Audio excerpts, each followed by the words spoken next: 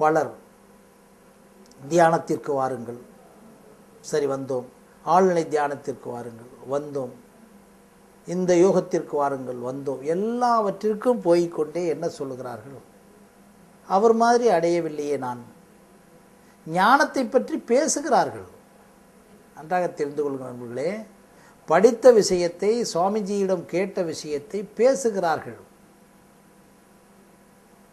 ஆனால் அவர்கள் அடைந்தார்களா? அந்த அடைந்தவர்களுடைய குவாலிஃபிகேஷனை தான் பேசிட்டு வர்றோம் பணம்.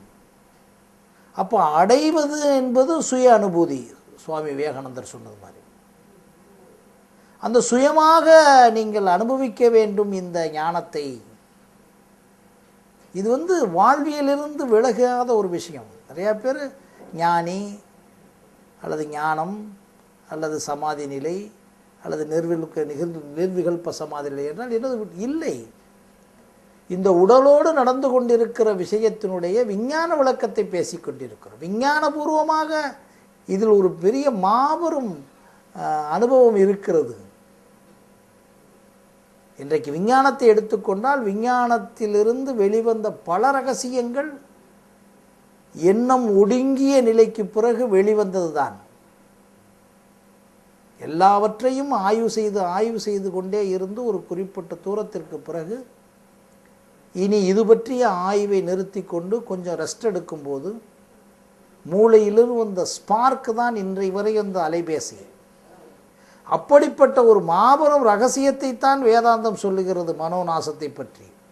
இவர்கள் இதை தவற மனோநாசம் என்பதும் எண்ணமற்று போவோம் என்பதும் மனம் இறக்க வேண்டும் என்பதும் எல்லாமே இந்த உலகியலில் படைப்பு திறனை உருவாக்கக்கூடிய ரகசியத்தை சொல்லக்கூடிய ஒன்றுதான் வேதாந்த கருத்துக்கள்.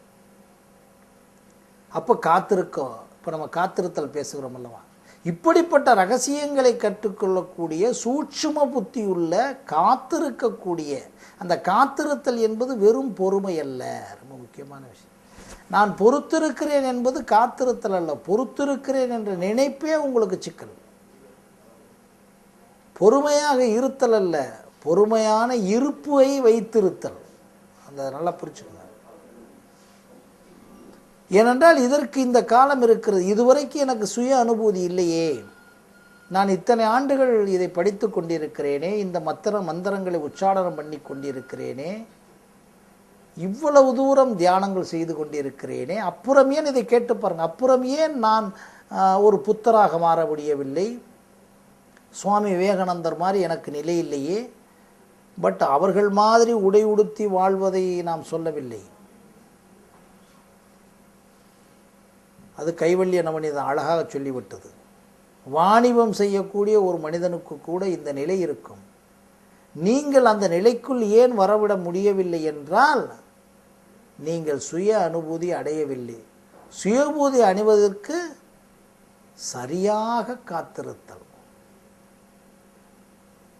14 வருடங்கள் காத்திருத்தல் என்பது ஒரு வருஷக்கணக்கு வரக்கூடாது. 14 வருடங்களும் இதை பற்றிய மனனம் செய்து நிதித்தியாசனம் செய்து அதை அப்ளிகேஷன் பண்ணி, உதாரணமாக என்ன சொல்லுகிறார் இங்கே, எந்த இன்டென்ஷனும் இல்லாமல் நீ ஒரு காரியம் பண்ணிக்கிட்டு அந்த மாதிரி செய்தீர்களானால். ஒரு மருத்துவரிடம் கூட நான் பேசிக்கொண்டிருந்தேன்.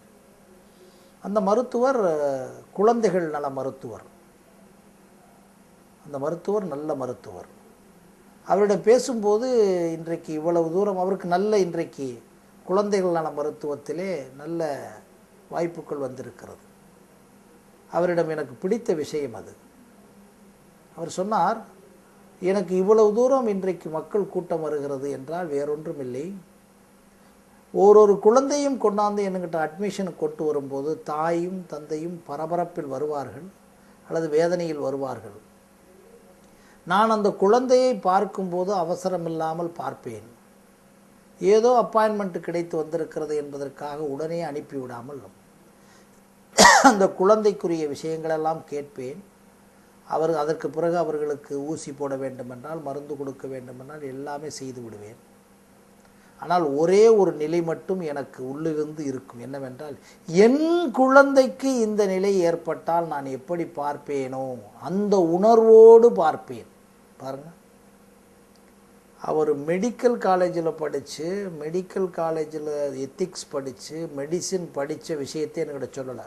நான் இப்படி டயக்னைஸ் பண்ணுறேன், இவ்வளவு ஆராய்ச்சி பண்ணி குழந்தையை பார்க்குறேன், இப்படியெல்லாம் திட்டம் போட்டு இந்த குழந்தைக்கு இவ்வளவு மருத்துவ முறைகளை எல்லாம் பண்ணேன் அப்படின்னு சொல்லலை அவர்.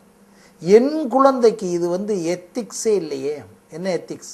மெடிக்கல் எத்திக்ஸ்ன்ற வேடே இல்லை இதில் இருக்கு உள்ள. ஆனால் அங்கே பாடத்திட்டமாக இருக்குது. என் குழந்தை மாதிரியே செய்தி கேட்டிருப்பாங்க.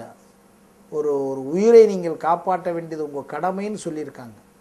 உன் உயிரை காப்பாற்றுறது மாதிரி ஒவ்வொருத்தன் உயிரையும் காப்பாற்று என்று சொல்லிக் கொடுக்கப்பட்டிருந்தாலும், ஒரு வேளை சொல்லிக் கொடுக்கப்பட்டிருந்தாலும் எத்தனை மருத்துவர்கள் அதை செய்கிறார்கள்? இன்னொரு மருத்துவரை பார்த்தேன். அந்த மருத்துவர் இன்னும் எக்ஸ்ட்ராடினரி. அவர்கிட்ட போய் உட்கார்ந்துருக்கும் போது 500 பேர்னா 1000 பேரை கூட உடனே அவர் டயக்னைஸ் பண்ணி அனுப்பிடுறாரு. அப்போ நான் பார்த்தேன், என்ன சார் நீங்கள் இவ்வளவு தூரம் எளிமையாக எல்லாரையும் அனுப்புகிறீங்களே. இல்லை, என்னையை பொறுத்தளவில் ஒருத்தரை பார்க்குறதுக்கு 3 நிமிஷம் 4 நிமிஷம் இதுதான் வியாதின்னு கண்டுபிடிச்சிருவேன். அந்த வியாதியை இவ்வளவு சுருக்கமாக செஞ்சுக்கிறலாம் அப்படின்னு சொன்னால் ஓகே பண்ணிடுவேன். அதுக்கு பிறகு இவ்வளவு மருந்துகள் தான் கொடுக்கலாம்னா அந்த மருந்தை தவிர நான் சொல்லுவதே இல்லை. அல்லது இந்த மருத்துவத்திலே நாம் செய்ய முடியாது, வேற ஒருவரால் தான் இவரை பார்க்க முடியும் என்றால் அந்த டாக்டர் ரெஃபரன்ஸ் பண்ணிடுவேன். மறந்தும் கூட நான் மருத்துவத்தை விற்பதற்காகவோ மருந்தை விற்பதற்காகவோ எப்பொழுதும் நான் இந்த விஷயத்தை தவறாக பயன்படுத்தியதில்லை. பணத்திற்காகவோ உணர்வுக்காகவோ செய்ததில்லை என்றெல்லாம் அவர் சொல்லும்போது நேரடியாக அந்த மருத்துவரிடம் உட்கார்ந்து பார்த்தேன். அதற்கு பிறகு அவர் செய்கின்ற மாபெரும் ரகசியம், அவருடைய செல் தொலைபேசியில் அவருக்கு நோயாளிகள் வந்திருந்தாலும் அவர்கள் எப்போதும் அவரோடு தொடர்பு கொள்ளலாம். அவர் அதை சுவிட்ச் ஆஃபே பண்ணுவதில்லை. எப்படிப்பட்ட நிலை பாருங்கள்.